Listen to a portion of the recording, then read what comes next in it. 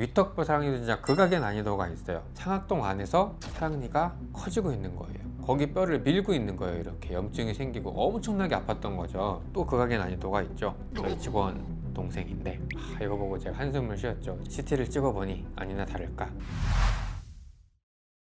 이번 영상은 매복 사랑니인데요. 영상을 준비해 주시는 다른 선생님들은 사랑니에 대해서 이제 어떤 주제로 많이들 말씀하시나 쭉 찾아봤는데, 대부분 사랑니 하면은 아래턱뼈 사랑니에 대해서 많이들 궁금해 하시고, 영상들도 아래턱뼈 사랑니에 대해서 많이들 준비를 하시고 제가 봤는데, 그래서 저는 틈새 환자분들이 위턱뼈 사랑니는 어떻게 생각하실까, 위턱뼈 사랑니는 많이 없더라고요, 주제가. 그래서 궁금해 하실 수 있어서 위턱뼈 사랑니에 대해서 한번 설명드리는 시간을 갖고자 영상을 준비를 했고요. 보면 이제 위턱뼈 사랑니가 여기인데, 위턱뼈 사랑니 같은 경우에는 이렇게 A처럼 잘 나요. 윗대 사랑니랑 물리는 대부분 서양인들인데 안 뽑아도 돼요, 굳이.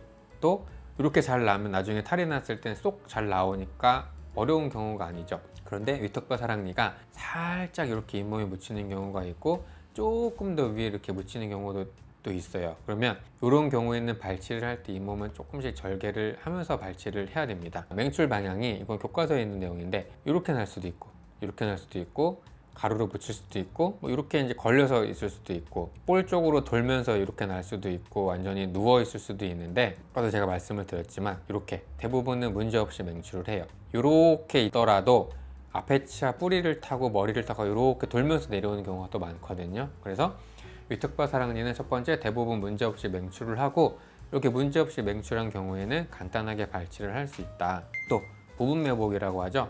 이렇게 부분 매복이라도 기다리면, 왜 뿌리가 만들어진 힘이 있으니까 잇몸 살을 뚫고 이렇게 되는 경우도 있어요.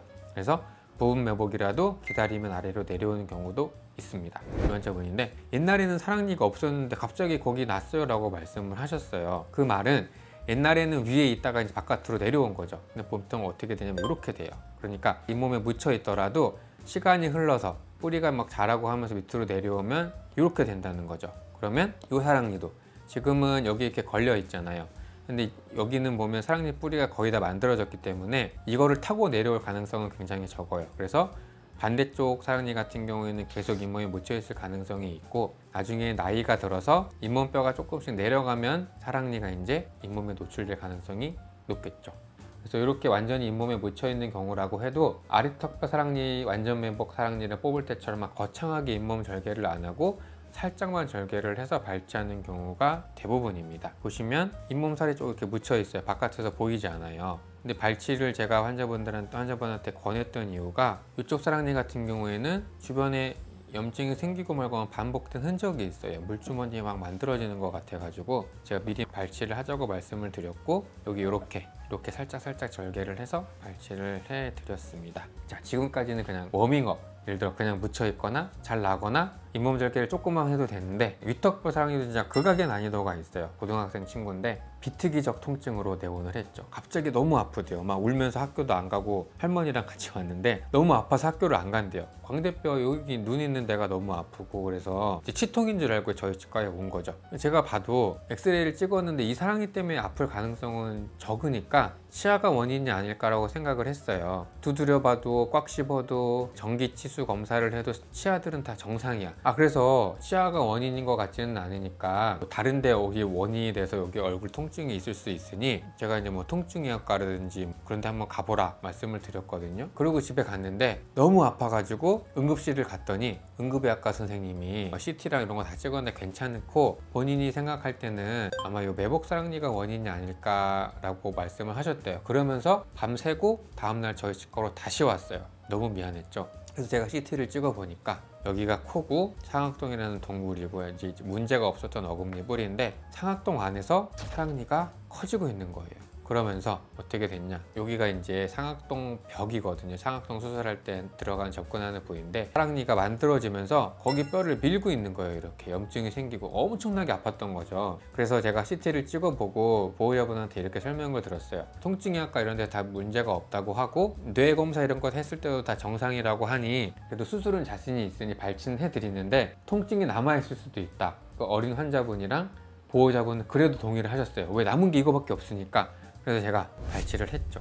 발치를 이렇게 해서 안에 사랑니를 꺼내는데 이 상악동 거상술을 할 때처럼 기적처럼 내지 다음날 웃으면서 치과에 소독받으러 왔어요. 제가 놓쳤던 거죠. 이 상악동 안에 들어있는 이 사랑니가 맹출을 하면서 뼈를 녹이고 염증을 만드니까 엄청나게 아팠던 거예요. 비특이적으로 위턱뼈 사랑니 때문에 이렇게 아픈 경우도 있다. 그리고 또 극악의 난이도가 있죠. 저희 직원 동생인데 교정 치료를 하겠다고 왔어요. 이제 어금니들을 다 뒤로 좀 밀어야 되는 상황인데 또 사랑니가 이렇게 있네요. 이 사랑니는 좀 쉽게 빠질 것 같은데 파노라마라고 하는 엑스레이에서 환자분들 좀 알고 계시면 좋은 꿀팁이 이 치아 머리가 이렇게 옆에서 봤을 때 길쭉한 사각형이면 제대로 있는 건데 넓게 보이잖아요. 그러면 볼 쪽이 됐든 혀 쪽이 됐든 돌아가 있는 거예요, 치아가. 이거 보고 제가 한숨을 쉬었죠. 제발 쉽게 나 있어라. CT를 찍어보니 아니나 다를까 사랑니 머리가 입천장 쪽에 가 있는 거예요. 이렇게 교정 치료를 해야 되니 사랑니는 뽑아야 되는데 이러면 난이도가 정말 올라가게 되고 이렇게 입천장 쪽으로 절개를 하고 뼈를 쳐보니까 사랑니 머리가 보이죠. 그래서 사랑니를 잘 뽑았다. 제가 이거 보면서 발치 팁을 하나 알려드리자면 매복된 치아를 뽑을 때는 가급적이면 절단을 하지 않아야 돼요. 가급적이면 통으로 나올 수 있는 게 가장 좋은 게 왜 그러냐면 이게 CT를 보면서 입체적으로 머릿속에 위치를 그리면서 해도 조각을 내면 그 조각조각이 방향을 잃게 돼요. 내가 힘을 줘야 되는 부분이. 그래서 잘 안 나오는 경우도 있고 힘을 줘야 되는 부분 잘못 줬다가 안으로 말려 들어가거나 하는 경우가 대부분 많기 때문에 발치의 꿀팁, 물론 어렵기는 하지만 통으로 나올 수 있는 게 항상 가장 좋습니다. 통으로 잘 나왔죠. 잘했어. 그 다음에 조금 또 특이한 케이스인데 사랑니 때문에 두 번째 어금니가 상하게 되는 경우도 종종 있어요. 환자분이 위에 치아가 아프다면서 내원을 하셨는데 이 사진만 보고는 여기 충치가 너무 심해서 신경치료해서 조금 써보면 좋지 않을까 고민을 좀 했죠. 그런데 위쪽에 이제 사랑니가 이렇게 매복이 된 거예요. 신경치료를 해야 되는데 뭔가 방해물이 있으니 CT를 한번 찍어보자 해서 제가 찍어봤는데 사랑니가 앞에 치아 뿌리 쪽을 향하고 있는 거예요. 그래서 제가 한 컷 한 컷, 한 땀 한 땀 봤더니 여기서부터 영상을 제가 이렇게 옮겨갈 때는 이렇게 올라가는 방향이거든요. 그냥 치아 머리 쪽부터 CT를 커팅했다고 생각하시면 돼요. 이게 앞에 치아 뿌리인데 조금 올라가니까 사랑니 이제 머리가 보이기 시작을 해요. 사랑니 머리가 뿌리 사이를 가로지르는 거예요. 와, 큰일 났죠. 살려 써야 되는데 사랑니의 머리가 입천장 쪽 뿌리를 녹이고 있는 거예요. 여기 보시면 사랑니 머리가 뼈를 다 녹이고 뿌리가 있고 사랑니 머리가 뿌리 사이로 향하고 있고 그것 때문에 상악동염까지 생기게 된 경우예요. 환자분한테 설명드렸어요. 신경치료 마무리는 할 수 있지만 지금 환자분께서 느끼고 있는 통증은 치아 충치 때문에 의한 통증뿐만 아니라 사랑니 때문에 잇몸뼈가 녹고 있는 통증까지 같이 있는 거라고 말씀드렸어요. 그래서 신경치료하고 크라운 치료해서 오래 써야 되는데 사랑니 때문에 잇몸뼈가 다 녹은 상황에서 오래 쓸 수 있는 걸 제가 보장을 못하기 때문에 이 위에 있는 사랑니랑 두 번째 어금니까지 같이 발치를 하자고 말씀을 드렸고 사랑니 뽑았거든요. 자 보세요. 저기 안에 허연 게 이게 이제 사랑니 머리예요. 두 번째 어금니 빼니까 뼈를 조금 더 치니까 여기 보이죠. 저 안에 있는 걸 끄집어내야 되는데 제가 말씀드렸죠. 어떻게든 통으로 꺼내려는 노력을 해야 돼요. 어떻게 힘을 주니까 제가 운이 좋았던 거예요. 통으로 잘 나왔어요.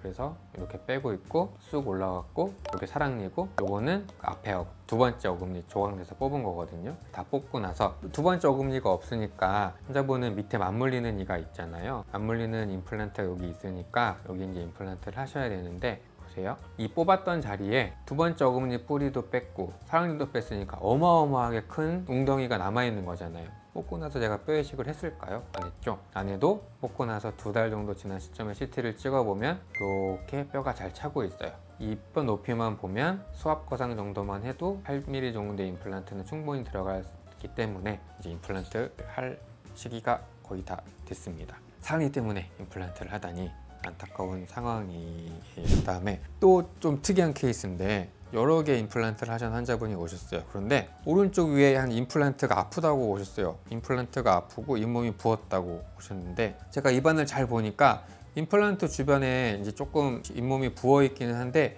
환자분이 아파하시는 데는 여기 잇몸이 아니라 뒤였고 치아를 두드리니까 엄청나게 아파하셨어요. 그래서 제가 또 사랑니가 탈이 났겠거니 또 CT를 찍어보니 가로 방향으로 누워있는 사랑니고 이게 이제 두 번째 어금니거든요. 사랑니가 여기 있고 그 밑에 있던 어금니가 사랑니 때문에 탈이 난 거죠.